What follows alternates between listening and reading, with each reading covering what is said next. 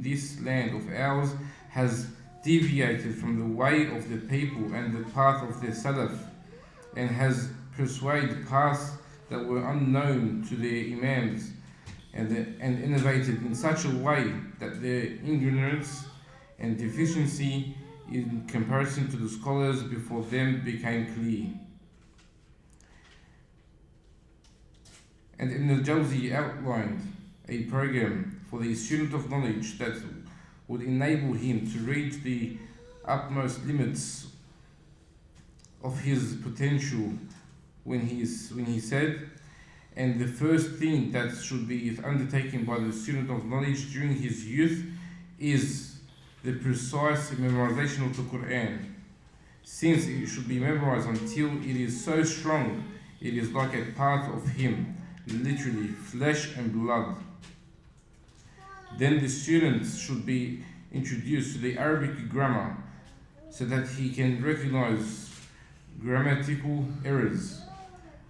Then he should learn jurisprudence, the fiqh, by a school of thought, and what possesses it, and what opposes it, and whatever else is possible to learn from the various sciences. If it is memorized, then this is good. So the explanation of the Shaykh, or the Shaykh continues and says, reading through the classical, that is the classical texts, the books of hadith and hadith terminology should be added to this so that the understanding can be based upon the Quran and whatever has been authentically narrated from the Prophet ﷺ, so that the one who does so might reach the pinnacle of superiority. And Shaykh Abdul Rahman ibn Nasir al-Sa'di rahmahullah said, as for beneficial knowledge, then it is the knowledge that purifies the hearts and souls, which results in success in the life of this world and the next. It is what has come from the Messenger sallallahu alayhi wasallam from hadith, the Quranic tafsir and jurisprudence, the fiqh, and whatever things may assist these subjects from the sciences of the Arabic language, so as long as the time and place permits. And organizing the time that should be committed to the different books differs according to location and circumstances.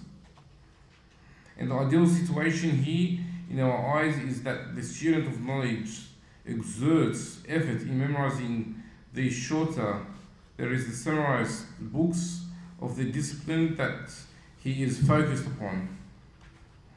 And if he is unable or has difficulty memorizing, then he should read them repeatedly until their meanings become firm in his heart.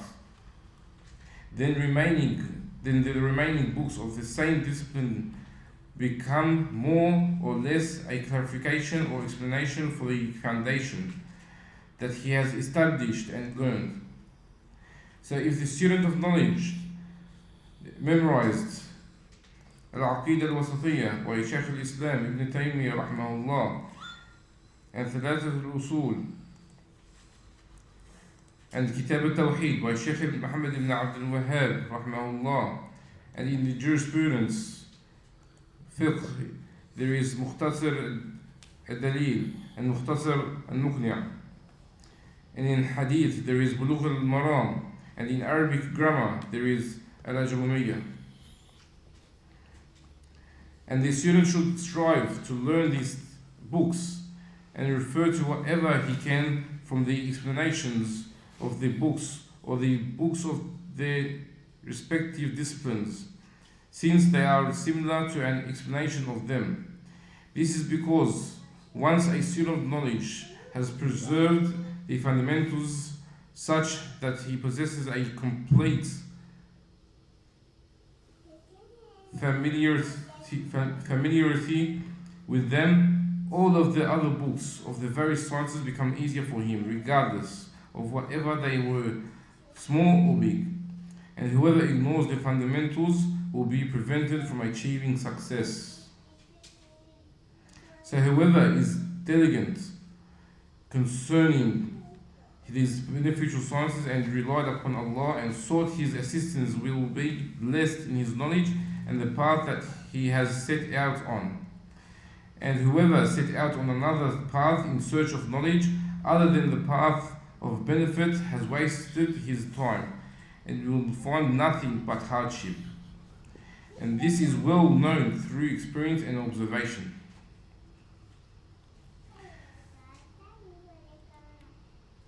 And this detailed suggestion from the Shaykh Rahmahullah deserves attention.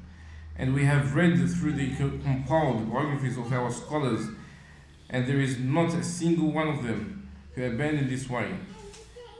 And in this manner, they achieved the great success. And it should be known to the student of knowledge that our encouragement to memorize the summary texts in the Islamic jurisprudence is not a call for blameworthy blind following. Rather, this is done for several reasons. From among those reasons is for the student to possess a strong foundation in this monumental subject and limiting his mind to the issues found in the smaller in his summaries. Prevents the confusion caused by other issues which might prevent him from distinguishing between their respective rulings, and striving to reach a level where he is able to perform interpretive jurisprudence, that is ijtihad, should occur step by step. And the first of these steps are those smaller are the summarized books. And memorizing them does not mean applying everything found in them, since there must be a teacher who is read upon, who also clarifies ambiguous passages and explains difficult issues while citing evidence for them and distinguishing the strongest position from the weaker positions.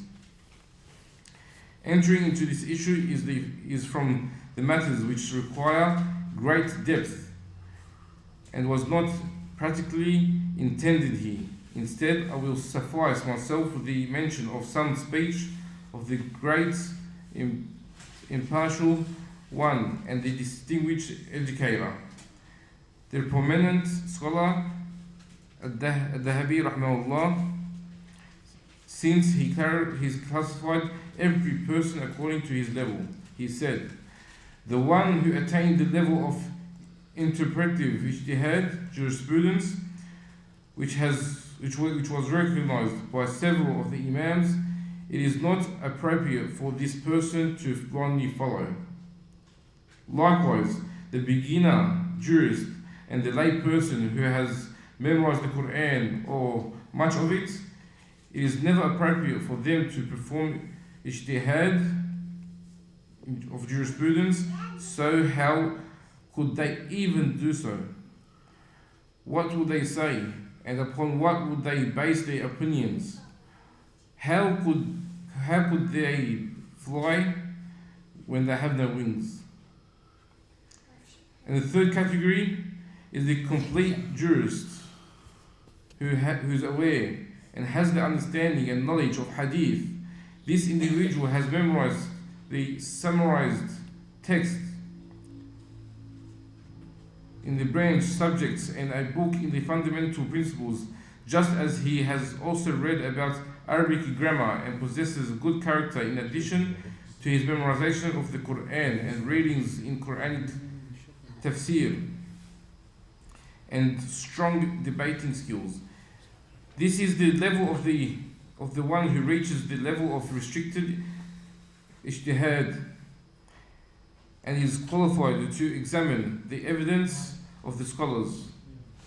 So whenever the truth becomes clear to him in an issue and the textual support is authenticated and one of the noteworthy imams has acted upon it, In this situation, he follows the truth and does not take any concessions or become shy. And it is not appropriate for him to blindly follow in the issue after the proofs have become clear to him. And may Allah have mercy upon the individual who recognizes his own level and does not raise himself above his station and seeks knowledge upon the way of the Salaf. And truly, Allah's aid is sought. So we've ended obstacle number 5. Next week, inshallah, we'll go through obstacle number 6.